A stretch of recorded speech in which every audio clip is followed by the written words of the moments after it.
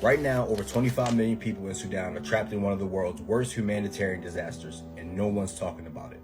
What's happening isn't just a famine, it's a war-fueled, climate crisis-driven collapse.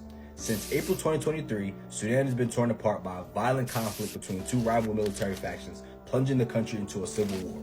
Farms have been torched, markets have been looted, entire communities have been displaced. Humanitarian aid is also being blocked, stolen, and in some cases deliberately destroyed. But violence alone isn't the full story.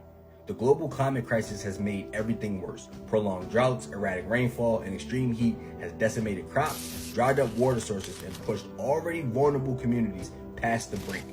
The numbers are staggering. More than 18 million people are facing acute food insecurity, 5 million people have been displaced from their homes, and nearly 1.7 million children under the age of 5 are at risk of dying from malnutrition.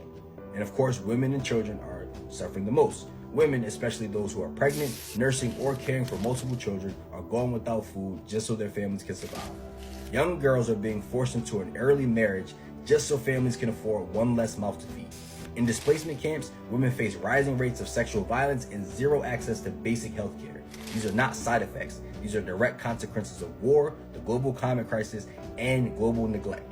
And while millions starve, the U.S. has recently cut humanitarian aid to Sudan, pulling vital resources at the exact moment they're needed most. Critical food and health programs have been shut down, medical supplies have dried up, and in many regions there's no aid reaching civilians at all. What little safety net they had collapsed. Not because we didn't have the means to help, but because politics decided that it should disappear.